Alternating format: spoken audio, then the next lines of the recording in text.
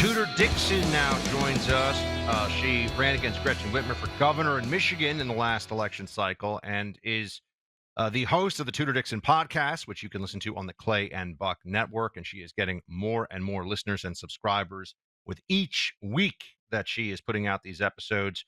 Tudor, appreciate you being with us. All right, so let's start with how, Michigan, well, it's a border state with Canada, but it's a border state in the broader sense insofar as the illegal immigrant issue or newcomers. Have you seen this? We're supposed to say they're just newcomers now. The Right. illegal immigrant issue is having its effect even up in your home state. Recently, we had an illegal immigrant who allegedly killed a Michigan woman in a carjacking gone wrong. That's what the New York Post is reporting on. What is the illegal immigrant situation like in your state, and what kind of numbers and data do we have about the role that they play in crimes in the state of Michigan? We don't have a lot of information because Gretchen Whitmer has done a good job of covering up what's actually going on. But yes, this did just happen. So another young woman, Ruby Garcia, we just lost her. I think she was 21 years old.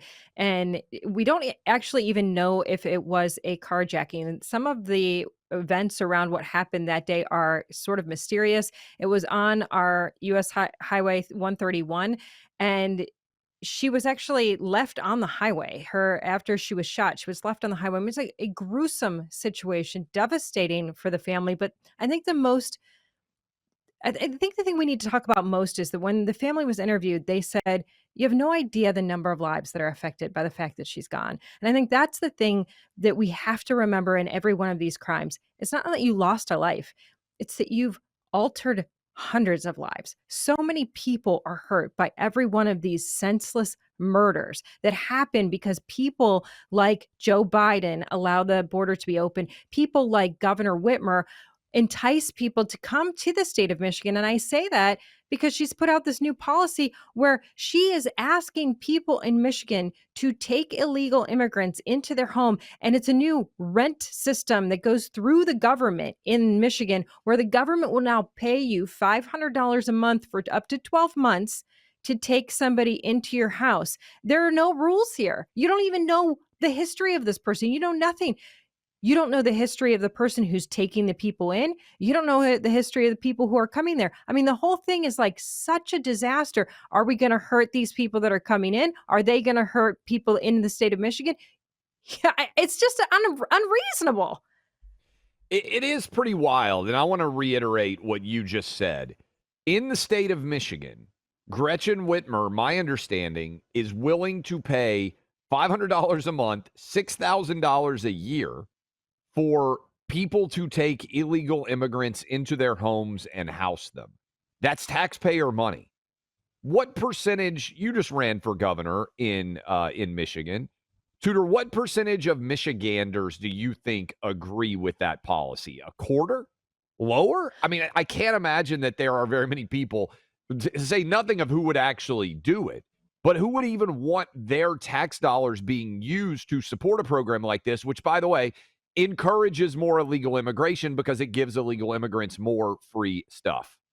Sure. Well, I think there are a lot of wealthy elites on the Democrat side in Michigan who are like, "Oh, Buffy, what a lovely concept! Someone will take these people into their home and pay for them." So yeah, I think there are a lot of those people. Those are not the people who will be not very doing many. it. Sorry to cut you off. There are not very many people, I bet, in Bloomfield Hills or Birmingham, Michigan, areas that I know pretty well in Oakland County because my wife is from there, that are going to take illegal immigrants into their homes, right? Like nobody. I don't even know who No, would do but this. I'm sure they period, feel but like there are a even bunch of leftists. peasants who need the money. I mean, honestly, there are a bunch of these Democrats who are like, oh, someone else can now shoulder this. And look how lucky we're going to give them money to do it. And the sad reality here is Michigan is a state where people are in dire straits. I drove from Muskegon, Michigan to Hillsdale, Michigan, and the towns you go through are just destroyed. People with broken windows who have tarps over their windows. The houses are broken down. The towns have just 3 storefronts for 4 blocks. The rest of them are all tarped over. People have moved out. People are desperate for money. She is preying on people who absolutely would do anything to get $500 a month because they're in such poor shape right now. So those are the people who will say, yes, we will take someone in. We don't know who this person is. There are those people, but then how many bad people are like, look, I could take advantage of this. I could get Yeah. somebody in my house. I could force them to do what I want. I could force them It's to a clean my house. recipe I for could force them to do disaster. worse. It's the most asinine thing I've ever heard of. I can't imagine a state saying, you know what, throw away all the rules. I mean, even landlords have rules, even hotels. You monitor a hotel. How would you ever monitor how these people are being treated inside of the personal home of someone who is getting paid to take them in? It is a crazy concept. What are the we're speaking to our friend Tudor Dixon. Subscribe to the Clay and Buck podcast feed, and you can listen to the Tudor Dixon show, which is fabulous, and it is there. Tudor, are Michiganders now? I know there's a lot of Democrats. I know Detroit, big center of political gravity there, along with some other cities. But are they starting to turn against Whitmer when it comes to the numbers? Are they seeing? I mean, Clay and I'm just going to say it. We're still outraged over the whole COVID thing that she got away with it Yes. all. We are Yes. still very bothered by that. But just in terms of this program you're talking about, the way she's running the state, the way that she's affecting the economy and the freedoms of Michiganders, are they getting the message in time for this election, or are you still worried? They're not getting the message when it comes to Gretchen Whitmer, I will say. I think that she has done a good job of making herself this playful, fun governor that people are like, oh, but she's like one of the gals that will go out and have a beer with you at the end of the day. I mean, so much so that when poor Ruby Garcia lost her life, she's posting about beer. I mean, that's what she's posting about over the safety of the people of Michigan. It's just constant look the other way, bright shiny thing. Let's have fun. Let's put Barbie on the Capitol steps. And so she has kind of this playful attitude here, and people like that. I don't think that they think she's qualified to move on from that. I know that she tanked at the gridiron dinner. I think beyond Michigan, she's not adorable, she's not fun, but Joe Biden does not have that impression here. People are very frustrated with his policies. They're very frustrated with what has happened with people in the state. When I talk about being poor, they think that the economic issues are just crushing people in the state of Michigan. This new situation, I think it'll be interesting to see how this new policy she's put out there will play, because I think it's the worst possible thing in the midst of a border crisis. We know that's the number one issue out there, and yet she's playing on the other side of that issue. I think that's incredibly dangerous for her because she does have a pretty good approval rating. I think this is the moment where that could tank. You'll notice that he was just here at a golf course a week ago, and she didn't go. Again, she was out making beer. That's her thing. So she was making beer in Kalamazoo. He's in Saginaw, Michigan. She doesn't even mention that he's here. She's posting videos of herself making beer, just one of the gals at the bar, and says nothing about Joe Biden. She's the co-chair, one of the co-chairs of his campaign. She doesn't even say hello to him when he's in her own state.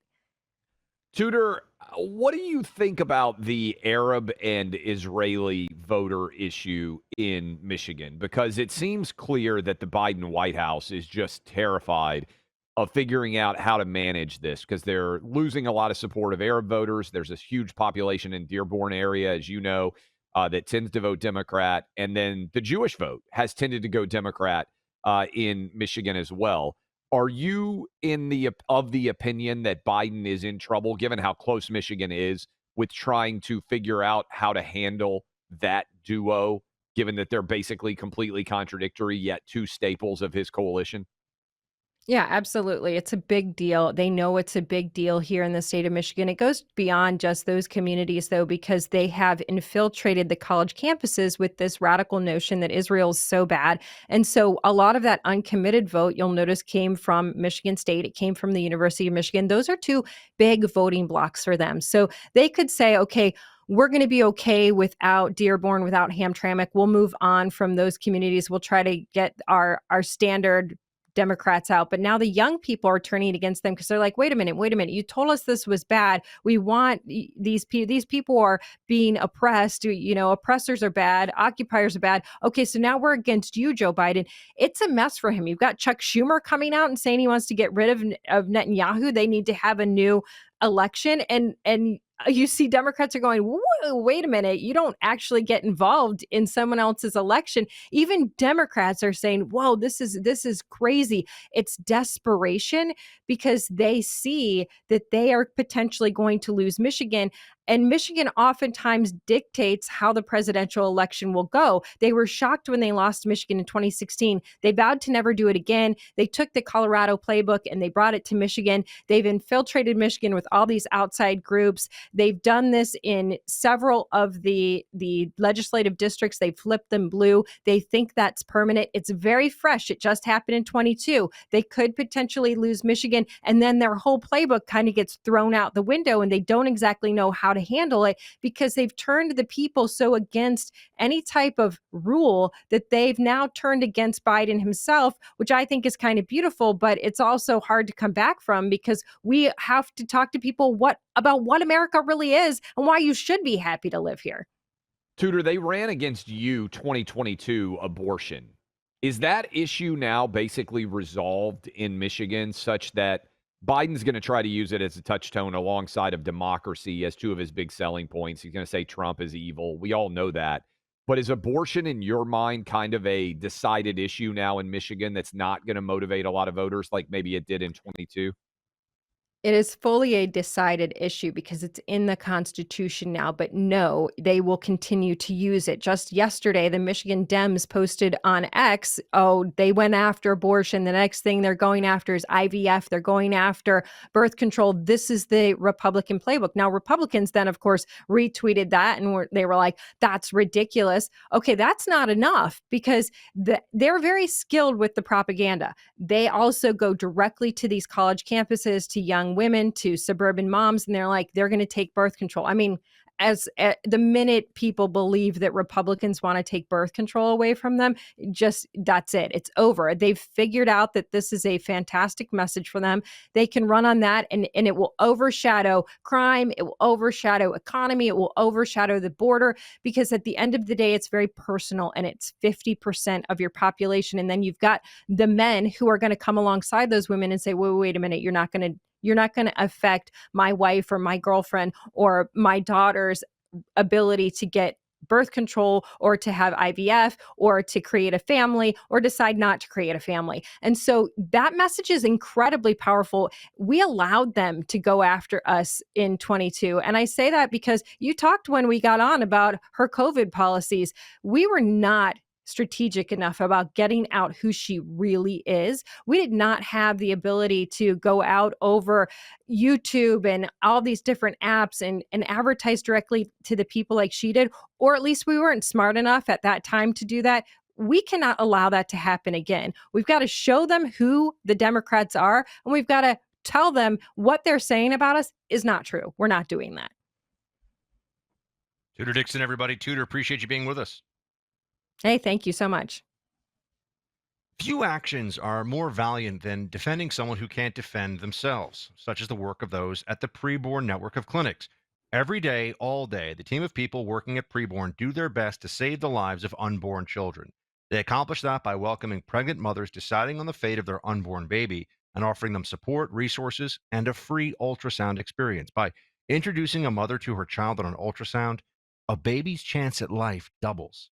Over the past 2 decades, Preborn has rescued over 280,000 babies' lives. Every day, their clinics rescue 200 babies. If you have the means, would you consider a leadership gift that could save babies in a big way, hundreds of babies in just one day? Your tax-deductible donation of $5,000 would sponsor Preborn's entire network nationwide for 24 hours, and this would help to rescue about 200 tiny babies. It's tax deductible. Donate now if you can. A leadership gift of $5,000 would help save hundreds of lives. But whatever you can spare is greatly appreciated and very much needed in this battle for life. To donate, dial pound 250, say the keyword baby. That's pound 250, say baby, or donate securely at preborn.com/buck. That's preborn.com/BUCK. Preborn has a 100% charity rating, so you can give with confidence. Sponsored by Preborn.